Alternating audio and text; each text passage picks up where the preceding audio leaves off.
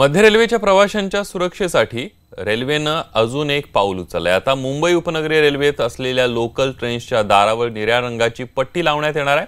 Train सुरू असताना निळा लाईट चालू बंद होत राहील, जेणेकरून ट्रेनमध्ये चढणारे आणि उतरणारे प्रवासी सतर्क होतील। सध्या प्रायोगिक तत्वावर ही सुरक्षा प्रणाली सगळ्या लोकलमध्ये लावण्यात येणार आहे। यानंतर बुलेटिनमध्ये एक छोटासा ब्रेक घेऊया। पहा फक्त न्यूज 18 लोकमत।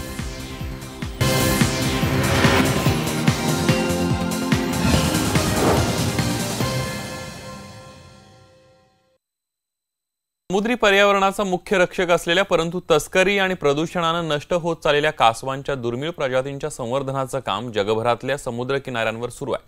भारताप्रमाणे श्रीलंकेमध्ये सुद्धा अनेक पर्यावरण संस्थांकडून हे दुर्मिळ कासव संवर्धनाचं काम केलं जाते। चला तर मग आमच्यासोबत थेट श्रीलंकेत कसं चाललंय कासव संवर्धन ते पाहायला। कासव आपल्याच कोशात राहणारा, शेकडो वर्ष जगणारा, फक्त प्रजननाच्या वेळी किनाऱ्यावर येऊन आपली अंडी देणारा प्राणी। पण सध्या तस्करी, मासेमारी, कासवांच्या अंड्यांना असणारी मागणी आणि समुद्रातलं प्रदूषण यामुळे कासवांची संख्या झपाट्याने कमी होतीये। मात्र आता भारत आणि इतर देशांप्रमाणे समुद्रातलं सुंदर बेट म्हणून ओळखल्या जाणाऱ्या श्रीलंकेतही कासवांचं संवर्धन केलं जातंय।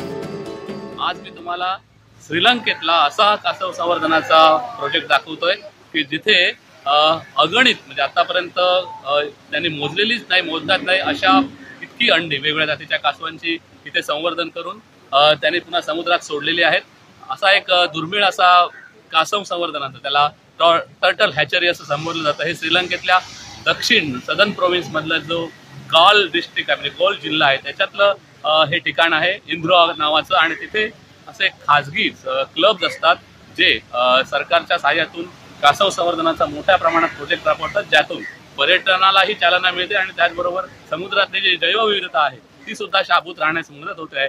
असा दुर्मिळ असा हा कासवांचा खजाना मी आता तुम्हाला दाखवतोय। श्रीलंकेत हा इंडिरुवा सी टर्टल संवर्धनाचा प्रकल्प राबवला जातोय। इथं कासवाच्या hawksbill, albino, green turtle, olive ridley अशा दुर्मिळ प्रजातींचं संवर्धन होत आहे।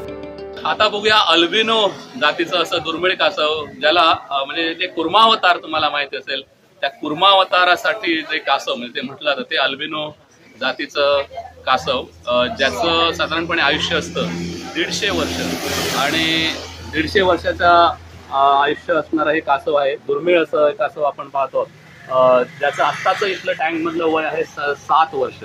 याचं कवचही जवळपास 2 मीटर लांबीचं होतं, 2 ते 2.5 मीटर लांबीचं।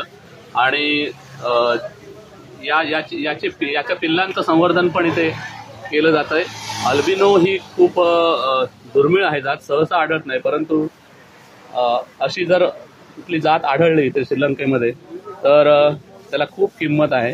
वेगवेगळ्या प्रकारची कासव इथे आपण पाहतो। इंडिरुवा संस्था स्थानिक मच्छीमारांकडून दुप्पट दरानं कासवाची अंडी विकत घेते। ही अंडी वाळूत 1.5 मीटर खोलवर गाडून ठेवली जातात। जवळपास 46 दिवसात यातून पिलं बाहेर येतात। We collect the money like donation because our project is private project, but we want to collect the money. We don't have more money then. We have to pay by fish for feeding. We have to pay by medicines for the turtles, and we have to pay by the fish for feeding, and we have to pay by the eggs for the turtles. सध्या माणूस नावाच्या स्वार्थी प्राण्यामुळे, ज्यानं केलेल्या प्रदूषणामुळे आणि त्यांच्या जिभेच्या चोचल्यांमुळे इतर प्राण्यांप्रमाणे कासवाचं भविष्यही धोक्यात आलंय। Naturally, mama turtle coming at night time our beach, only night time.